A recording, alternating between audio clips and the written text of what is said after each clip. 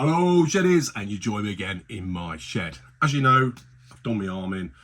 I've got until a week on Monday left before I get it off, and then I've got this glove to wear which will enable me to do things. But at the minute, I can't do anything. I can't put strain on it. It's awkward I can't bend my wrist obviously, so I can't really do anything. And this is I'm right-handed, so it's hard to do things with my left hand anyway. So I thought I'd put just a quick video together, show you things that I plan to do and intend to do. I was going to get your opinion of what I should do as soon as I get this off and as soon as I get back into the swing of it. So I thought I'd have a quick walk around in my shed, show you what projects I'm thinking of doing, I am going to do, but I want to know what order to do them in. So I just wanted to get your opinion on what you think I would start with. Anyway, enough waffle, let me show you what I'm talking about. So let's start with the shed itself, and that end of the shed down there is where my office area is. This is all the stuff that's come from the house. I had the house renovations. There's a lot of car boot stuff in there that I want to sell them at markets, etc. And there's bits that may go back into the house or may go into storage. I've actually bought, I mentioned in another video, another shed, but it's metal, and it cost me £10. I think these would go for about 150, 200 quid. So that's going to go down the other end of the garden, and I can store away stuff that we might keep or get rid of at a later stage. So that's going to be moved, except for the vacuums, they stay in here. Down that end of the shed is where my office area is. And I don't want to go too much detail because there's a lot of photos of their family members, etc. It's sensitive. I don't want to show videos of other people without their permission. But I've got a desk around there, and then a sofa there, and there's a sofa around here. I want all them photos are around the back. I'm going to take them off, store them away in photo albums, and then I'm going to do like a backboard, if you like. And then I was going to put LED lighting, you know, like the LED strip that I've done in another video. I'm going to put that around the back. It may say Weekend Shedhead or something like that. Or any suggestions, let me know, because I might do that as a sort of, when we do the shed space videos, I may do that as the sort of video area, or if we have anyone else on the channel, guests on, etc., I may film from that sort of corner. Going down to this side, it needs a bit of sorting out, or a lot of sorting out. I've got my grinders there, I've got the belt sander there. There's one of my TVs that you can rotate round. My bandsaw, my pillar drill, they're in quite a good position actually, so because I can use the bandsaw and use the pillar drill as well, so almost in the right position. I might sort these out and put them on a sort of a platform that can be spun round or moved away, so I've still got another work surface. That freezer is coming out. It's a top lift freezer. I want to put that log burner in there. I need to get that done this year. If I'd have done that last year, it would have saved me a fortune in electricity, because I can get some heat in here at last. I've got the log burner. It just needs a few bits doing to it, a glass window putting in the door and the legs sorting out, but can be easily done. And then put a safe flue into the ceiling and out the way. That's where the PlayStation is when the kids come round. In fact, I've not used it for years, so I may take that out. So I want to have a bit of a sort out on that workbench. It's almost in the right place, but it just needs a bit of a sort out. Below, storage space, massive subwoofer for the sound system, that needs to stay, and the smoke machine as well, that sits below it. So we have parties that shoots out smoke. Right, down this end, the tool bench end, the main tool wall, if you like. There's my TV, that's staying.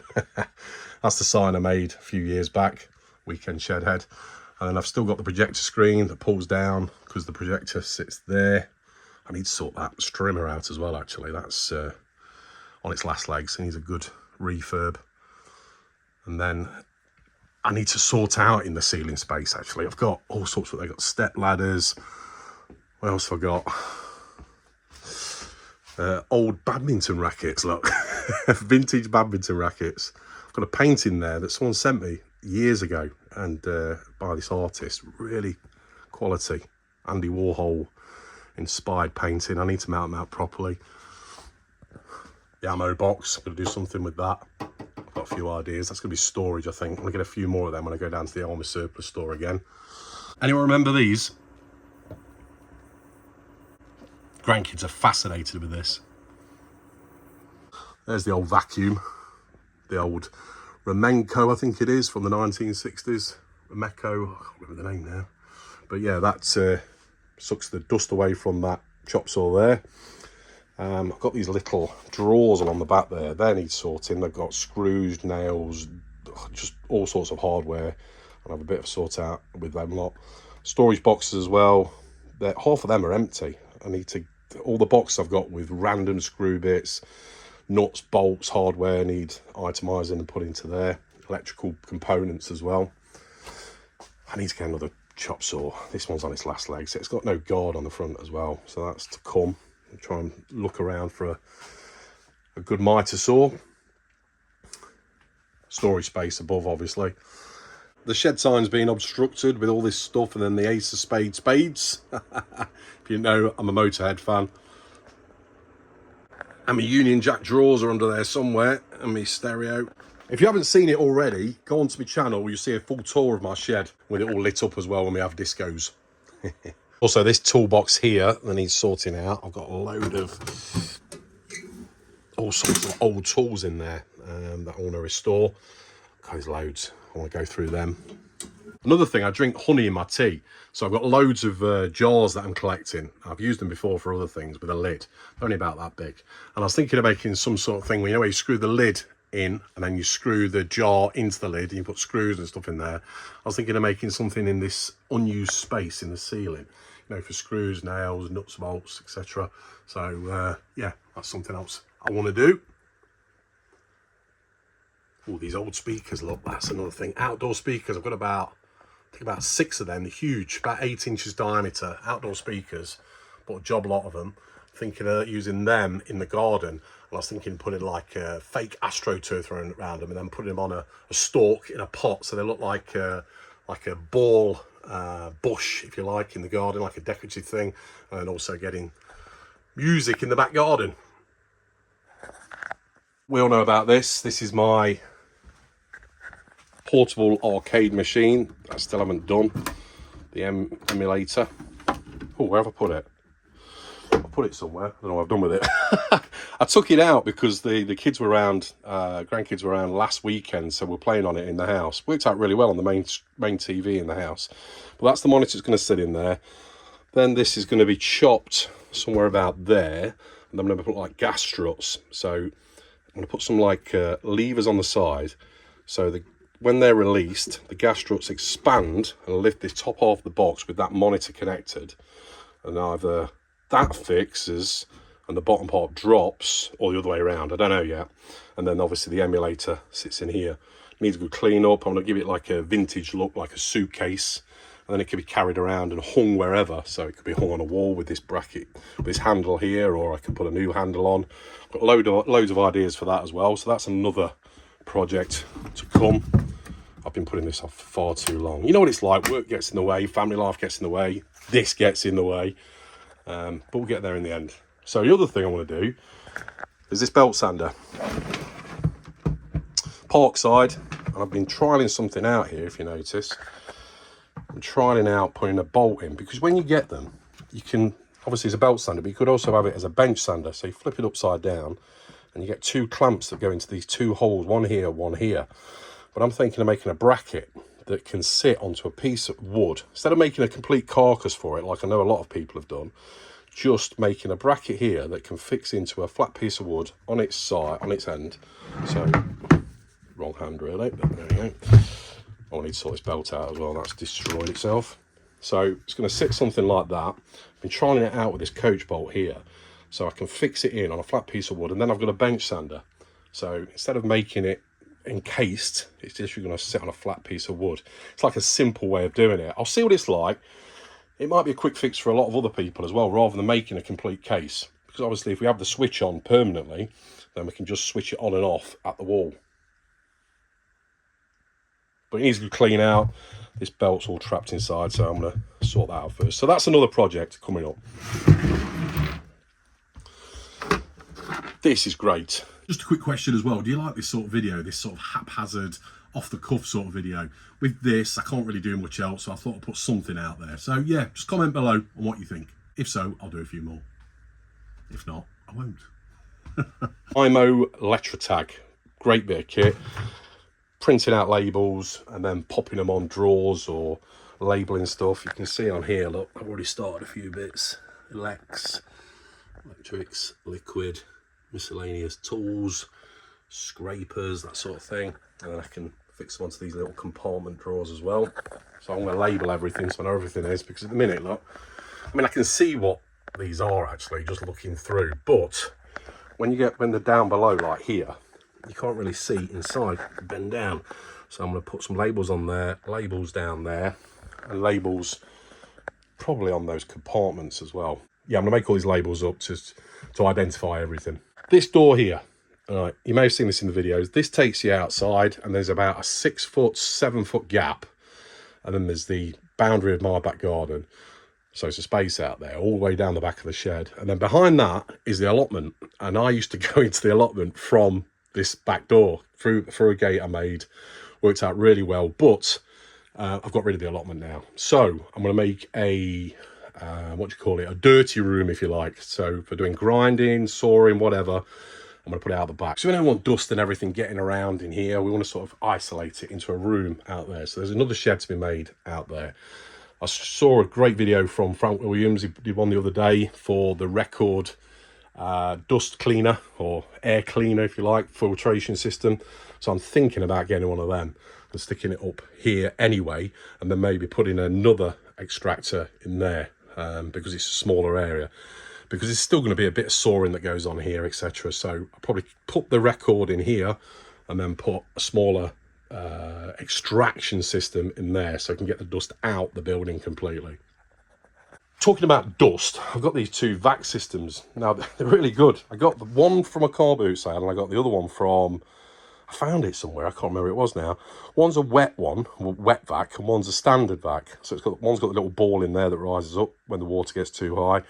But I was going to set one of these under the cupboard somewhere and then do an extraction system. Obviously, it's not the best, but for the limited amount of cutting I do, I think it'll be good enough.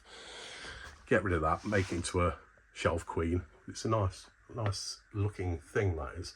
So we may retire that, even though it does work really well. And it's got a blower system at the end. So if you take that hose off that end, clip it on there, it blows as well. But so, yeah, I'm going to then pipe out the whole shed, put some piping at the back of the chop saw there, put one coming down from the ceiling that I can connect to palm sanders or belt sanders, triangle sanders, whatever. And then in the future, I may look for a better vacuum system. Now, you probably won't see it that well from here, and I'll do another video outside, what I need to do outside, but the shed needs propping up at the front. Well, I know why. I didn't put in good enough support down the front end of the shed when I built it, so I'm going to have to put some metal beams along the front edge of the shed, because it's about a foot high from the ground, probably a little bit less. I want to put a steel beam across and then build it up, make some concrete footings just to support it from dropping any further. I don't want to start jacking it. It hasn't dropped a lot, but enough to be concerned. So I'm going to put a steel beam right along the front just to support it. Ironically, when I built the extension, which you can just see outside there, this comes off, it's out this door here. Now, this used to be immaculate, but I'm using it at the minute for storage. Oh, terrible. But anyway, when I built this, obviously I made the footings a lot better, and that supports the back end of the main shed. So this side is okay. It's mainly down that end I need to get sorted. So yeah, that's another project to come. Shut it away. Shut it away. Don't want to see it. Don't want to see it. That works really well as well to stop dust from going into the bar kitchen. And by the way, if you see any wiring in here, yeah, I know it's not the best. But it's doing well, it's protected, so I'm not going to have any fires. At the minute, I've got this pull-out workbench that folds away and then slots into that cupboard there. At the minute, it's just got storing all sorts of stuff, which is going to be moved into this other shed when I make it. But I want to make like a clip-on, somehow, table saw, so it can be mounted onto that bench so I can feed it through and then end up on the bench over there. So I've already got a circular saw, but I'm not happy with it. I think I'm going to sell it on and get another. But it's the same height at least as that workbench. So there's another thing I want to do. I've had this tool wall since I built the shed, and it was sort of thrown together. So there wasn't much thought that went into it. What was the main ideas were there. So things that I use regularly close to hand. The most important, the drill and the screwdriver together, so I can grab them easily. They're just on these clips like that, or these U-hooks. slot onto there. And then I've got these magnet bars everywhere. As you can see, there's 2 of each spanners, one that side, one that side. And then I've got Torx bits there, screwdrivers there, nail gun, the Dremel, fake Dremel bits there, hammers, and then pliers, etc. and hangable things on this bar there, an old wardrobe bar. Sockets there, and then just bits and bobs around the outside. But I think I can make this a lot better. I think we can make this so I can put stuff in drawers or in cupboards or in boxes that I don't use that often, just concentrate on the things I want immediately. Because when you're at the bench, you want to be able to grab things. Because as you can see, it's quite full. And at the top, this was meant originally, this shelf here and one there was just for power tools. I think I'm going to take all that down, put them back as power tools because it's been cluttered again. And then maybe do something up here as well to hang power tools. And then I may extend down this way a little bit. So power tool organisation is 1, and then this tool wall is number 2. And the same round here as well. I want things that are appropriate to the pillar drill, the bench saw, the grinder, etc. around there. But saying that, I need to do that dirty room first, because obviously the grinder, the wire wheel, the belt sander, everything's going to go in there. So yeah, I'm sort of contradicting myself here. Yeah, what to do first as a method here. I think we'll do the dirty room first. And then all these cupboards are just full of stuff that I hardly use. I know I'm not going to use a lot of that stuff. There's probably 70% of stuff are there I'll probably never use again, or only use once in a blue moon. So take all the stuff out these cupboards and have a re-sort out, because there's a lot of space here. Space is the most important thing in a shed, workshop, wherever. And it's pointless having stuff that's just dead and it's not being used, and it could be binned or sold even.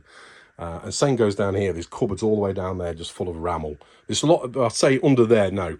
Realistic, there's probably about 60% of ramel, 40% of stuff I do want.